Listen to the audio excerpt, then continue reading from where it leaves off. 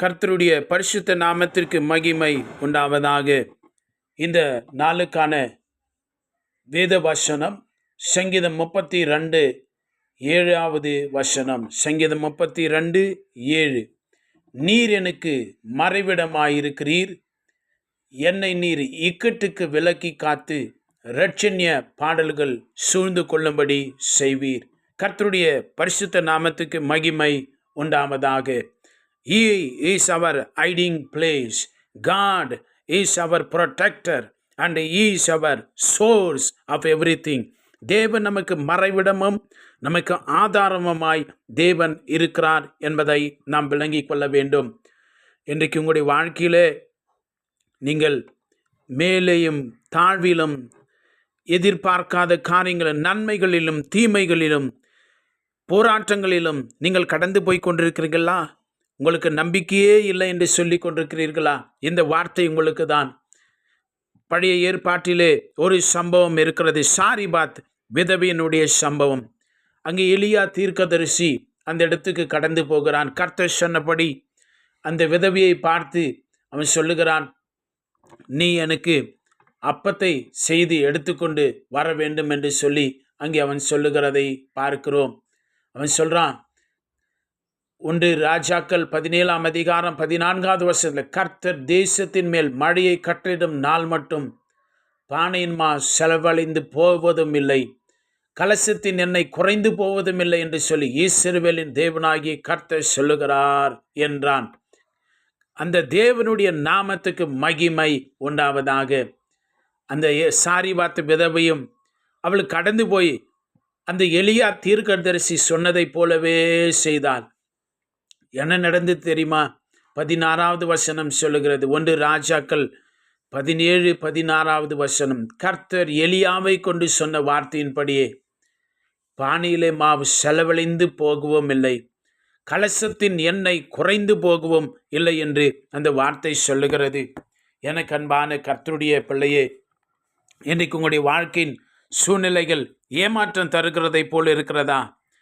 நீங்கள் நினைத்தது பல வருஷமாய் நடக்காமலே இருக்கிறதா? நம்பிக்கை இல்லாமலே வாழ்ந்து கொண்டிருக்கிறீர்களா? கவலைப்படாதீங்கள். God is your source. அவர் உனக்கு ஆதாரமாய் இருக்கிறார். கவலையே படாதிருங்கள். எல்லாவற்றையும் அந்த வார்த்தை, ஜீவனுள்ள வார்த்தை தலைகீழாய் மாற்றும். எலியா தீர்க்கதரிசி சொன்ன அந்த வார்த்தையை நம்பினால் சாரிபாத் விதவை.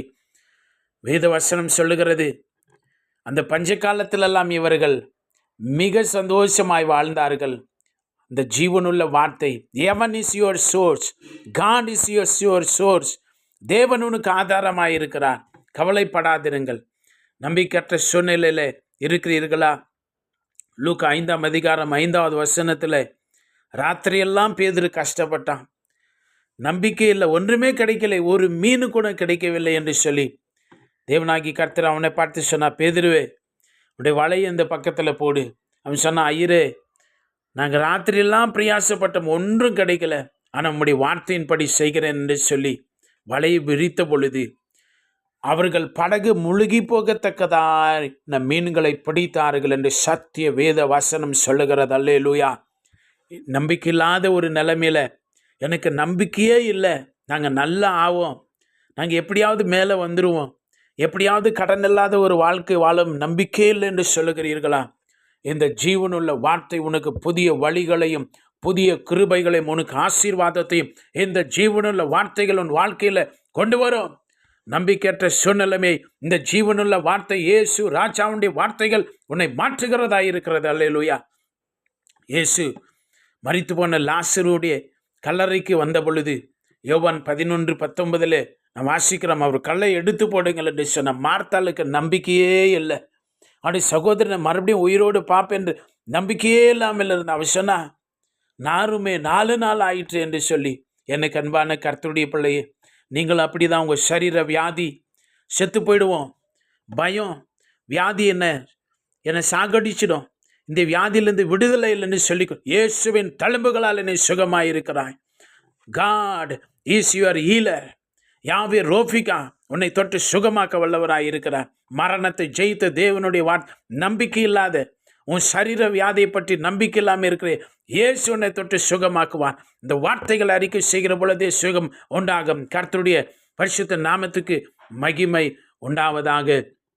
இயேசு அப்படிதான் சீஷர்களை பார்த்து எல்லா ஜனங்களும் பிரசங்கம் செய்த பின்பு சொன்னார், இவர்களுக்கு ஏதாவது ஆகாரம் கொடுக்கணும். அவர் சொன்னார், ஐயோயோ, இவர்களுக்கெல்லாம் ஆகாரம் கொடுப்பதற்கு நம்மால் முடியாது, எவ்வளோ பணம் செலவழித்து கொண்டு வந்தாலும் இவர்களுக்கு போதாது என்று இயேசு கேட்டார். உங்களிடத்தில் என்ன இருக்கிறது? அங்கே சொன்னாங்க, 5 வார்கோதுமை அப்பங்களும் 2 மீனும் இருக்கிறது என்று சொல்லி யோவான் 6 அதிகாரம் 11வது வசனம் சொல்லுகிறது. என்ன தெரியுமா? அந்த 5 அப்பத்தையும் அவர் பரலோக தந்தையை பார்த்து ஜெபம் பண்ணி அவரிடத்தில் கொடுத்தார். 5000 அதிகமான ஜனங்கள் அங்கே சாப்பிட்டார்கள் என்று வேத வசனம் சொல்லுகிறது. மீனை அப்படி வேண்டிய மட்டும் கொடுத்தாராம். எல்லாம் தின்று திருப்தியான பின்பு மீதியான துணிக்கைகளை 12 கூடை எடுத்தான். சீஷர்களுக்கு இதை செய்யக்கூடும் என்று நம்பிக்கையே இல்லாமல் இருந்தது.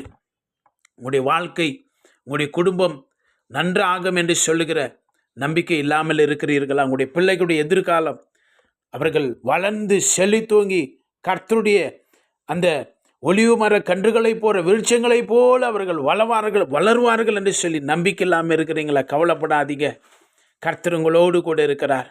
உங்களுடைய நம்பிக்கையற்ற சூழ்நிலைமை, உங்களுடைய வாழ்க்கை, உங்களுடைய ஜீவியம் எல்லாவற்றையும் கர்த்தர் மாற்றுகிறார். உங்களுடைய விசுவாச வாழ்க்கை கட்டப்படும், உங்களுடைய கிறிஸ்துவ ஜீவியம் கட்டப்படும். உங்களுடைய கடனிலிருந்து வெளியில் வருவீர்கள், போராட்டமான சூழ்நிலையிலிருந்து வெளியில் வருவீர்கள். உங்களுடைய நம்பிக்கையற்ற நிலைமையை நம்பிக்கையின் நாயகனாகிய இந்த இயேசு ராஜா அவர் மாற்றுவதற்கு வல்லவராயிருக்கிறார். அவர் உனக்கு மறைவிடமாயிருக்கிறார்.